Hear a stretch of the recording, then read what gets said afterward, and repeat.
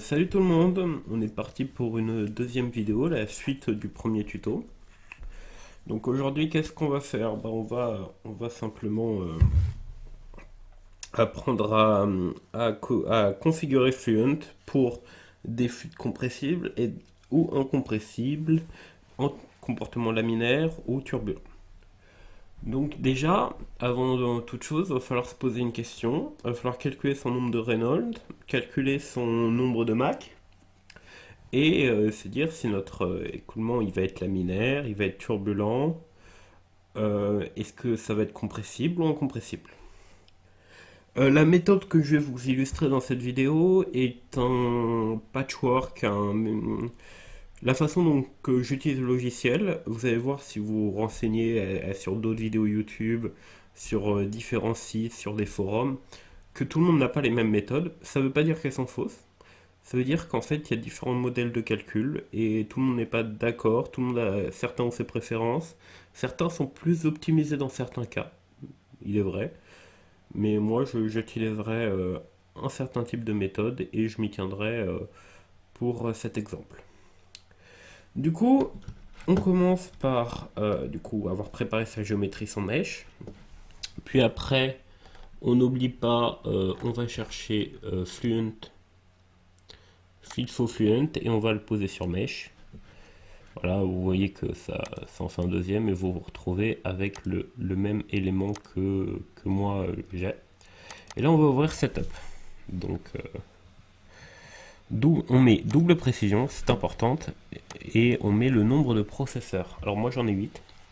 Je vous rappelle, pour trouver le nombre de processeurs, vous allez sur le Device Manager. Donc le manager de périphérique en bon français, et vous allez sur processeur et vous comptez un, voilà. Je vous rappelle, petit disclaimer là, j'ai pas la flemme, je mettrai des autres trucs là. Euh, Si vous avez la version N6 Fluent étudiant, vous êtes limité à 4 processeurs, donc essayez pas d'en mettre plus. Genre, arrêtez-vous à 4, sinon ça ne leur sera pas. Si vous avez vraiment des structures très complexes et une grosse puissance de calcul, je vous conseillerais d'activer le parallel setting et de tout vous laisser tout en défaut. Vous faites juste vous activez, vous activez des, vous activez le fonctionnement en parallèle, comme ça décomposera vos éléments et ça pourra faire gagner du temps sans trop vous compliquer la tête. Donc on lance Fluent.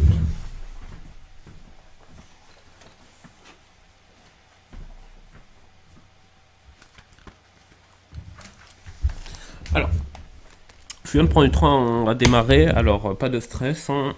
On se pose et on regarde, on admire, on poireaute.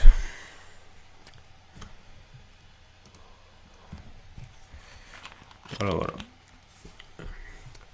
Du coup, donc, dans un premier cas, je vais faire le laminaire. Donc, les écoulements laminaires.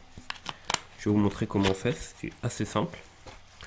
Puis après, on passera sur les non laminaires. Je n'exécuterai pas les modifications, mais juste je vous dirai ce qu'il faut faire.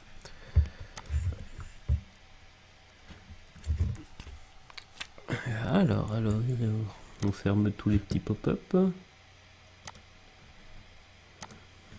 Voilà, voilà. Alors, on commence, on arrive dans Général. Donc là, je suis dans Général. On peut check son mesh rapidement.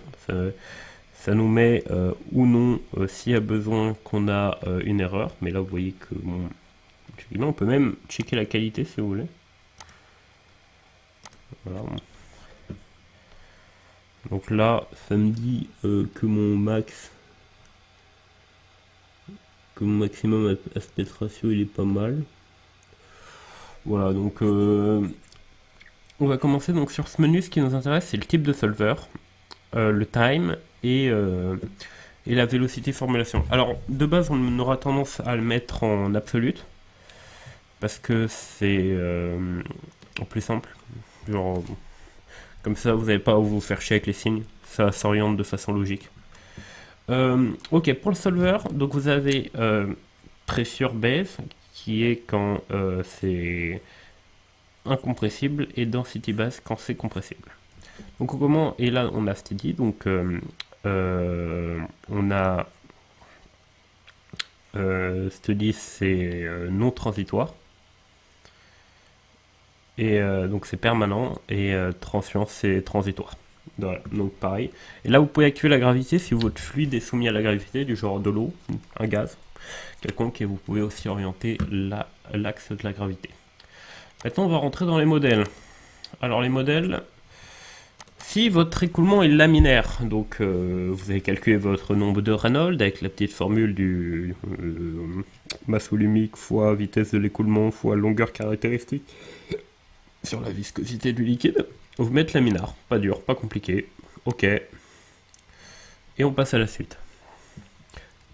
Deuxième cas, vous êtes toujours du coup en incompressible, et là vous êtes dans un écoulement turbulent. Turbulent. Dans ce cas-là, on va vous conseiller d'utiliser un autre modèle. Alors, donc le K epsilon est utilisé dans la plupart des cas que j'ai vus. Et si vous voulez améliorer votre comportement au niveau de vos couches limites, n'hésitez pas à activer Enchant Wall Treatment. Voilà, c'est ce que je peux vous dire. Ça marche plutôt bien et ça tourne dans le respect. Toujours un petit OK et on passe à la suite. Donc là, je vous ai montré transitoire, turbulent, incompressible, et là on va commencer le compressible. Et là c'est là que le fun. Donc là on retourne dans le général, on met density base, puis après on va dans les modèles, on va activer énergie, activer énergie équation, hop, voilà, et on va choisir simplement le petit modèle. Alors, si j'ai pas de doute, le est pas mal celui-là.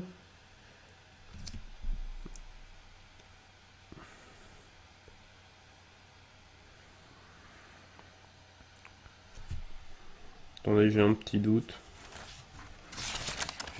Mais on peut en utiliser pas mal, mais je crois que le transition S4 équation est pas mal.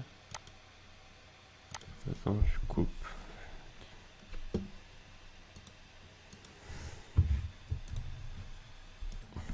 Ok, donc on va utiliser pour le turbulent, pour le turbulent incompressible, parce que je vous rappelle que si c'est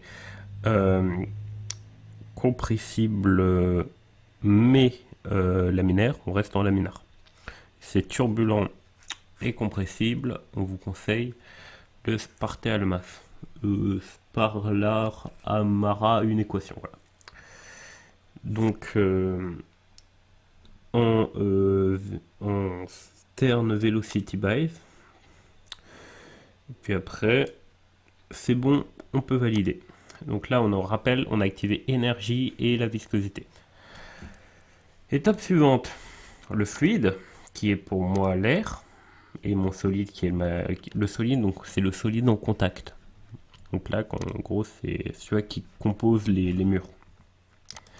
Donc l'air, il va falloir éditer un peu, et en fait, là-dedans, on va aller mettre simplement que c'est un gaz idéal et que la viscosité est Sutherland. Donc là, on a des valeurs qui sont sorties de Granta. Granta qui est très important pour vos dimensionnements et qui vous servira vachement. Donc je vous conseille de vous documenter sur ce logiciel qui est quand même bien fait, et quand on sait s'en servir, aide vachement le choix des logiciels, des matériaux pour vos projets. Ok, donc une fois qu'on a fait ça, on n'oublie pas de change create et on est tout content. On peut même, si on veut améliorer, mettre le truc coefficient méthode, vérifier bien que c'est activé. Et on y va, change, on ferme. Maintenant, on va commencer par la définition des couches limites. Donc, dans la cell zone, il y a juste le volume fluide. Donc, vérifiez bien que votre fluide, c'est bien ce que vous voulez que ça soit votre fluide. Et les conditions limites. Alors, conditions limites, on a l'entrée, inlet. Pour ça que je vous ai fait noter ça inlet la dernière fois. Ça permet que ça rentre automatiquement. Du coup, on ouvre Velocity. Donc là, on a encore le référence absolue qu'on avait laissé au début. Moi, je suis plus composant. Donc, c'est-à-dire, là, je sais que je suis dans mon axe X. Je vais mettre un écoulement, du coup, qui est un max supérieur à 0,3. Parce que je vous rappelle qu'on est dans un écoulement compressible et qui est turbulent. Du coup, on va mettre un petit 40, 45, 400, non, 400, 200 mètres secondes, pas mal 200 mètres secondes. Ouais, c'est pas mal. Hop, on applique et on ferme. Alors, toujours les limites de l'intérieur, vous laissez les limites de sortie. Alors, on laisse à 1. En fait, on laisse tout comme ça. Genre, il n'y a pas de problème. L'outlet, on n'a pas de condition sur la sortie. Si par exemple vous aviez une condition sur la sortie, genre un débit obligatoire de machin ou un débit limite, il faudrait le mettre, mais nous c'est pas notre cas. Maintenant les walls. Alors les walls, moi j'ai un cas qui est très particulier, qui veut dire que donc on appelle wall toutes les surfaces qui ne sont pas des entrées ou des sorties. Il existe deux types de walls. Il existe les walls réels, ce que j'appelle le concret, quoi. Genre par exemple les ailes de votre avion dans votre volume, ou là le contour de ma tuyère. Ça, c'est des walls qui existent, qui vont avoir un effet sur le liquide, sur le fluide. Et puis après, il y a les murs, les walls qu'on a mis parce que nous, ça nous arrangeait. Par exemple, vous avez fait une enclosure, comme je vous l'ai montré dans ma vidéo d'avant, d'une aile d'avion, de votre fusée. Bah, tous les walls qui vont ni être des entrées ni des sorties, il ne faut pas qu'ils ont des interactions avec le fluide. Du coup, vous allez les mettre specific share et laisser tout à 0.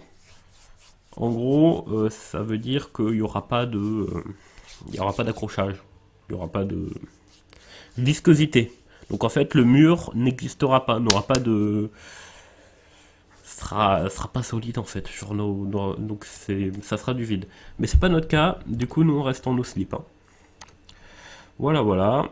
On applique et on est content. Alors maintenant, la mèche dynamique. La mèche dynamique, c'est si vous voulez, par exemple, modéliser vos palmes d'hélicoptère qui se baladent dans votre solide.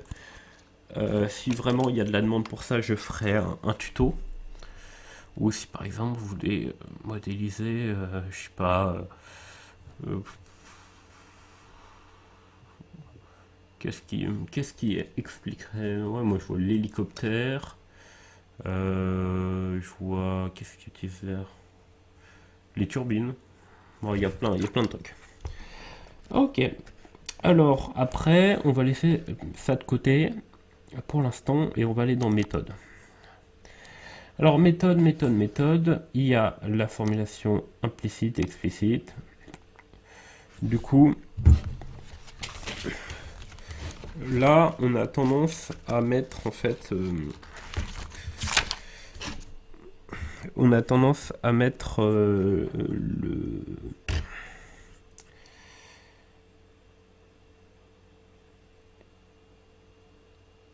on a tendance à mettre second order pour tout. Sauf le gradient qui reste en laser square cell base, on met tout en second order. Et puis après, ça part en fait.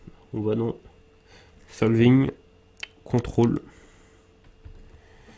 Alors là, vous avez le facteur de viscosité, comme on dit. Voilà. Donc, vous pouvez voir, vous pouvez modifier votre viscosité à ce moment-là, etc. Après, on continue et on va à l'initialisation, qui est très importante. Et du coup, il y a deux modes, il y a hybride et standard. Le mode hybride n'existait pas avant, donc si vous avez des 2018, il n'y a pas. Et vous allez dans standard. Alors du coup, si vous n'avez pas hybride, et vous mettez la vitesse que j'avais mis au début, moi c'était 200. Voilà, simplement. Ou vous restez en hybride. Hybride marche très bien. On initialise et on est content. Puis après, du coup, il manque plus qu'à lancer la calculation. Donc, on met le nombre d'itérations. Assez pour qu'il y ait convergence. Donc là, j'ai un petit exemple. Du coup, je vais mettre 300. Et puis après, on calcule. Mais moi, avant de faire ça, je vais vous montrer comment on affiche des forces. Report de définition. Donc, dans solution. Puis après, on n'hésite pas à faire new force. Par exemple, alors drag c'est la traînée, lift c'est la portée, moment, force, etc. Là, vous pouvez choisir le coefficient ou la force. Moi, aujourd'hui, je m'intéresse à la force. Et je vais du coup appeler ça drag force. Qu'on est très inventif.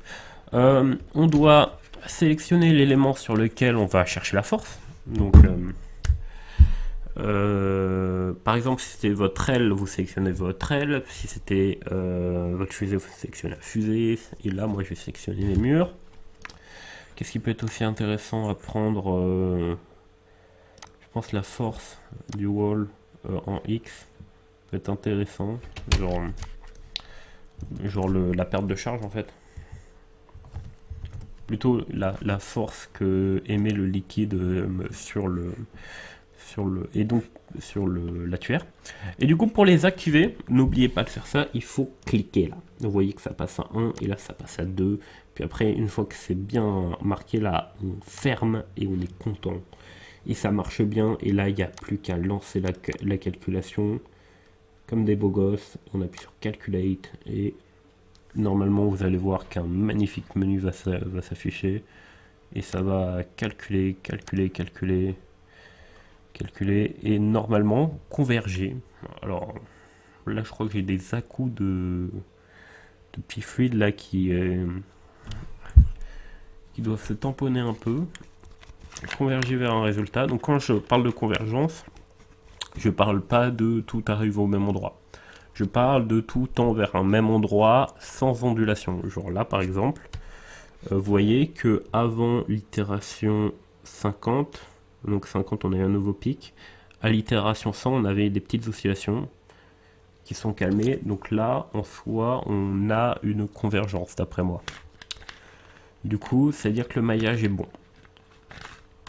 Voilà, calculation est complète, et là vous avez du coup votre force, votre drag force et votre force tout court. Alors vous voyez que c'est la même. Pourquoi? Parce que la force de traînée est la seule force qui s'applique selon X. Et j'ai demandé ça, donc tombe bien. Alors, pour checker si vous avez un maillage potable, il suffit de faire XY plot. Vous allez dans turbulence. Alors uniquement si vous êtes en turbulence, bien sûr. N'a aucun sens si vous êtes en laminaire. Et vous choisissez la surface de contact. Vous allez dans curve. Vous allez enlever les lignes et rajouter des petits ronds. Vous faites appliquer, vous faites close et vous faites safe plot. Et là, vous voyez que je suis à puissance 4. Du coup, mon wall Y+ est explosé au sol. Il faut avoir quelque chose d'ordre 1, donc il faut que je fasse un maillage plus précis. Pas étonnant, avec une vitesse de 200 mètres secondes dans une tuyère, avec un maillage très léger qui est volontairement léger pour la vitesse de calcul. J'ai pas 30 minutes à tuer pour ce tuto. Ok, donc maintenant qu'on a ça, alors on a ça là. Si vous êtes quelqu'un de bien et qui aime les calculs sans erreur, donc là il y a potentiellement des variations dans mes résultats, ou en tout cas des petites imprécisions, vous allez retravailler votre maillage.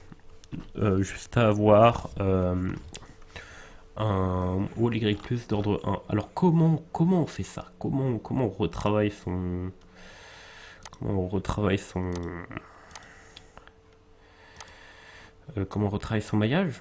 Bah, par exemple, on peut déjà diviser par deux la taille de la géométrie. Ça pourrait être intéressant.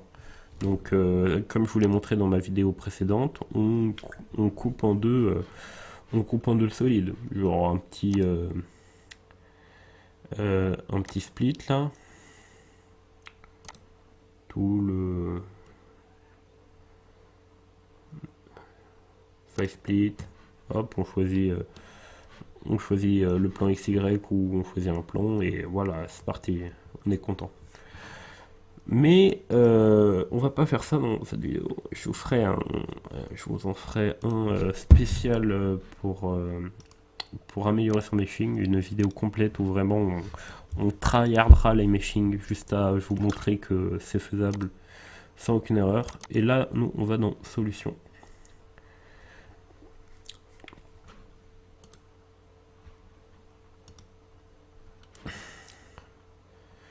Nous, on va ouvrir solution et on va pouvoir afficher nos résultats parce que c'est quand même classe d'afficher ces résultats.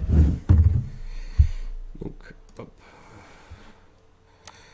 Voilà, nous y sommes. Alors, on peut afficher les entrées, les sorties, les solides.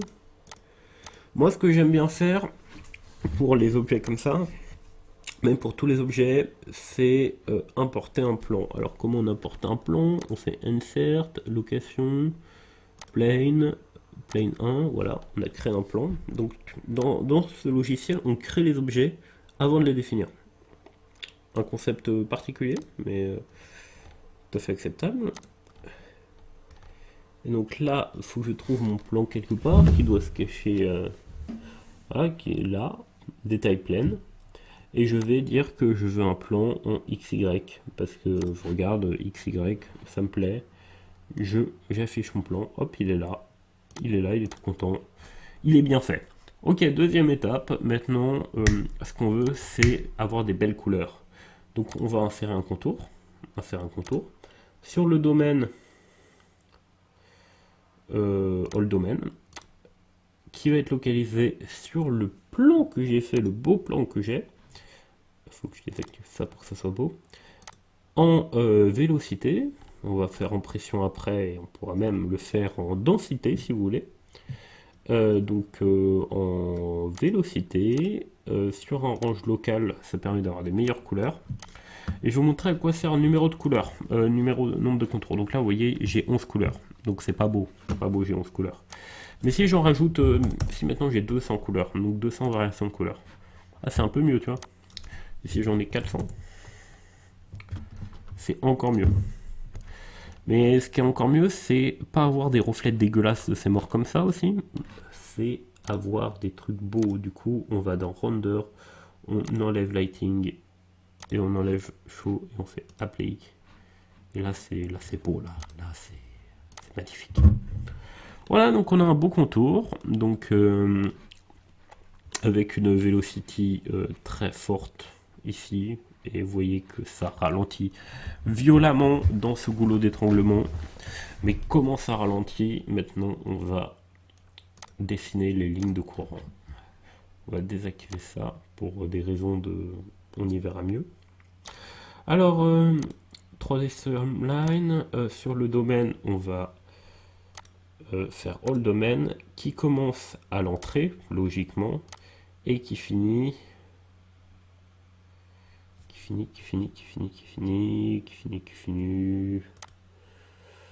On va mettre un petit 50... 100 je pense. 500? Non, c'est trop. C'est trop, faut pas planter. Allez. En velocity, et la direction, normalement c'est la bonne. Hop, désactivons le contour. Hop, voilà. Donc là, vous voyez les lignes de courant. Donc vous voyez qu'il y en a qui s'arrêtent. Parce que je vous rappelle, quand on est au contact avec le solide, on s'arrête. Alors les couleurs, pareil, on peut mettre du local si on veut qui ont des couleurs un peu plus réglées. Et on peut aussi mettre plein de détails. Donc là, c'est si vous avez des problèmes genre de direction, mais là, j'en ai pas. Là, on va peut-être rajouter des petits câbles, des petites lignes de courant, 400.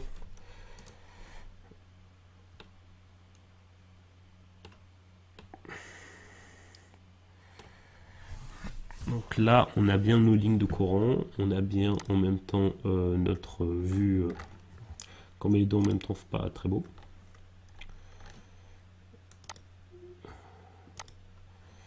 Notre couleur, et du coup, l'un dans l'autre, on comprend que la vitesse augmente à cause de la compression. Einstein sort de ce corps. Et du coup, qu'est-ce que vous voulez faire? Vous pouvez faire plein de choses. Vous pouvez mettre les vecteurs. Très sympa sur les ailes d'avion. Passage, les vecteurs. Vous mettez les vecteurs. Vous décidez que ils vont être logés. Alors, on peut mettre sur le wall, mais moi j'aime pas. Je préfère sur le plan. Sur le plan. En mettant des vecteurs, c'est très bien. Et en mettant du velocity. Et là, on coupe le contour. Et là, on voit quand même que on a un fluide qui est plus concentré, plus dense. Là. Alors, ça va être marrant, on va pouvoir regarder aussi ça, du coup. Bon, parce que là, je vous ai montré, c'est sympa, je vous ai montré en velocity, mais maintenant, je vais faire de la pression. Hop, je fais de la pression. Là, je fais de la pression, hop, d'un coup. J'ai la pression. Je vais mettre de la densité parce qu'on n'oublie pas que notre densité varie. Densité, ça varie. Je vais mettre quoi? Je vais mettre la turbulence, vélocité. Hop, peu de turbulence, mais ça va, il n'y en a pas trop. Je vais mettre le fameux la fameuse température. Alors normalement, ça devrait chauffer un peu. Voilà, on n'a pas mis les équations d'énergie pour rien. Et puis, je vous rappelle que une compression, ça peut créer des échanges de température. Donc voilà, je crois que je fais le tour. Ah non, je n'ai pas fait le tour de quelque chose que je voulais vous montrer qui est vachement important. Alors là, vous voyez, quand j'ai modélisé nos beaux éléments qui sont au passage là. Quand j'ai fait mes reports de définition là, ce que j'aurais pu faire, c'est créer des output paramètres. Là, je vais créer des output paramètres. Ce qui va faire que dans mon workbench, je vais avoir des paramètres qui vont popper. Alors ces paramètres, donc là il y a marqué, donc là il me demande de mettre à jour, mais en gros ça va me donner les valeurs actuelles de nos éléments. Donc là qui est la drag force et la force. Je dis mais à quoi ça sert, Jamy? À quoi ça sert? Moi je vais aller dans géométrie. Je vais aller dans géométrie et ce que je vais faire, c'est que je vais bidouiller un peu ma géométrie. Genre je vais dire par exemple dans dimension que je veux par exemple sur ce body, sur ce solide là,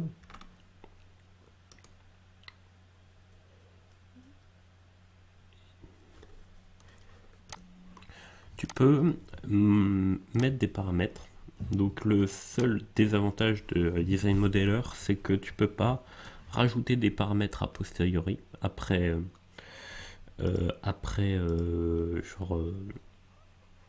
c'est sur les esquisses que tu peux le faire. Tu peux pas le faire après. Donc moi, quand je dois mettre des paramètres, j'ai une petite préférence pour SpaceClaim, qui est quand même vachement bien foutu, un peu moins précis sur certains points, mais plus flexible sur d'autres. Donc l'un dans l'autre, ça se retrouve. On a des possibilités plus... Et puis l'interconnexion est bien faite, c'est-à-dire que vous pouvez facilement passer d'un format SpaceClaim à un format Design Modeler, et il y a très peu de perte de données en fait. Et ça c'est beau, ça c'est très beau.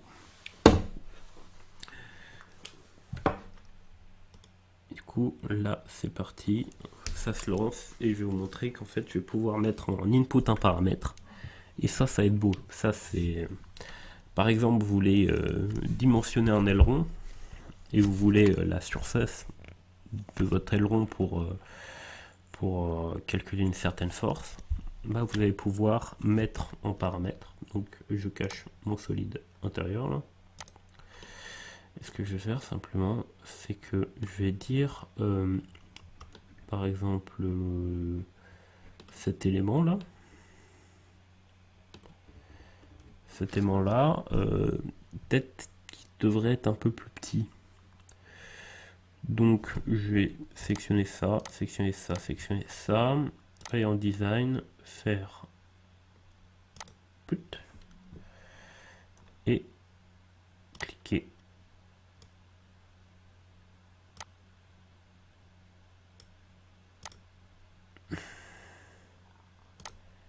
Cliquer sur l'élément, même sur les éléments. Choisir le rouleur, c'est important.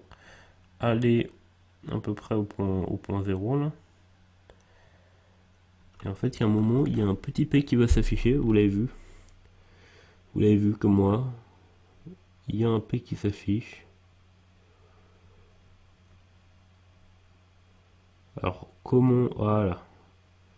Ah, c'est qu'on est sur le repère. Intéressant. Donc, il y a ce P qui s'affiche. Et il faut cliquer dessus. Simplement.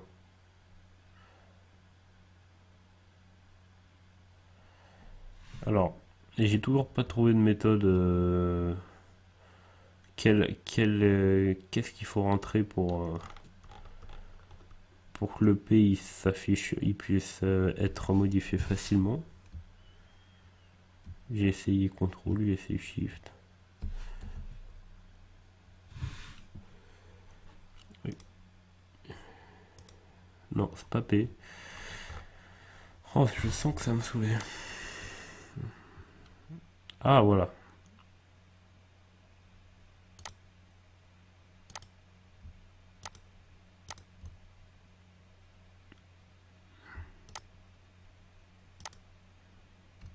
Add tout paramètre, voilà. Donc vous allez galérer comme moi à le mettre. Et vous avez un set de paramètres qui est créé. Et là, aux grandes dames de tout le monde, si je modifie, voilà, là c'est le current paramètre. Si je modifie le diamètre, je dis non, non, non. Ça va pas, il me faut un diamètre d'entrée plus grand ou plus petit. Par exemple, plus petit, on va dire 60. 60, je valide mon choix et je fais update all design. Donc ça va pendant un processus d'une durée assez longue tout recalculer. Voilà. Et c'est parti. Après, donc là, je l'ai fait que pour un paramètre, mais vous pouvez par exemple mettre plein de données et tout calculer les uns après les autres. Et voilà. Alors, je vous conseillerais quand même, si vous comptez le faire, de le préparer en avance. C'est-à-dire que si jamais je vais sauter, je vais couper l'avancée par contre. Pour des raisons simples ça me coûtera moins de données que ouvrir deux logiciels en même temps. Déjà là vous allez voir les calculs vont se refaire. Dès que ça arrivera sur Fluent, ça se refera en live, pas besoin de fermer tous les logiciels. Tout se refera. Et donc en fait si vous êtes dans Design Modeler, qui garde pour moi le favori, quand vous allez créer votre enclosure, vous allez pouvoir la dimensionner. Pour ça, c'est pas dur, vous allez dans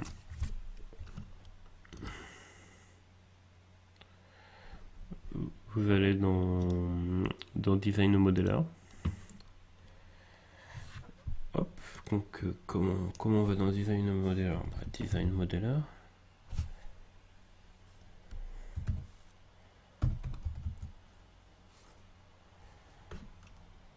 Ouais. Excusez, il est tard. Je suis un peu fatigué. Design modeler. Alors, design modeler, il faut le trouver. Je commence par un D. À la fin, elle est archaïque. Terrible. Même polo. Mais c'est quoi? Monsieur, vous nous faites quoi là?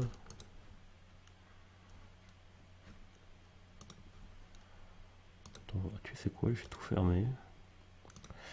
Tout fermé vu que c'est la fin de la vidéo. Oui, je suis sûr de quitter l'application. Oui, j'utilise ce modèle pour mes futures calculations. Ok, donc on va ouvrir dans Design Modeler.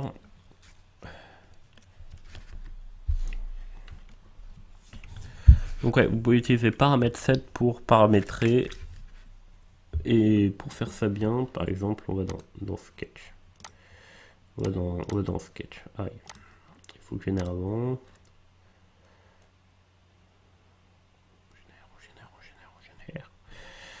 On génère.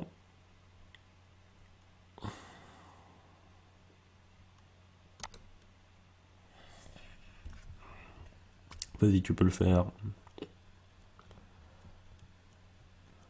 Voilà. Une fois que c'est généré, on va dans Sketch. Par exemple, je veux créer un rectangle. Je crée mon rectangle. Je vais dans Dimension. Général. Horizontale par exemple. Et je dis, bah hop, ça, je veux la longueur horizontale. Ça, je veux la longueur horizontale. Hop. Ça aussi. Alors, c'est pas trop d'intérêt, mais général. Voilà, j'ai mes longueurs. Mes longueurs, elles vont arriver ici. On appuie sur le petit H et ça devient des paramètres globaux pour tout le système. Et si on fait ça, on n'a plus qu'à aller dans paramètres et là vous allez voir que ils sont marqués là et que ils sont aussi marqués ici. Donc tout le monde est content. Tous les paramètres sont rentrés et on peut tout paramétrer comme ça. Donc ça se paramètre mieux sur les esquisses. Donc quand on veut faire de la géométrie, donc j'aurais dû le paramétrer dans mon élément en 2D avant de le faire l'élément 3D. Je peux toujours le faire en faisant des plans de coupe, mais voilà. Alors, je vous remercie d'avoir suivi cette vidéo. Comme d'hab, si vous avez des questions, il y a les commentaires. Lâchez un like, abonnez-vous. Et moi, je vais me coucher après ce one try correct, j'espère. Je le retournerai peut-être à l'occasion. N'hésitez pas à me dire si ça vous intéresse un tuto pour vous montrer comment on calcule les forces dans un réservoir pour le dimensionner. Et voilà. Allez, à plus.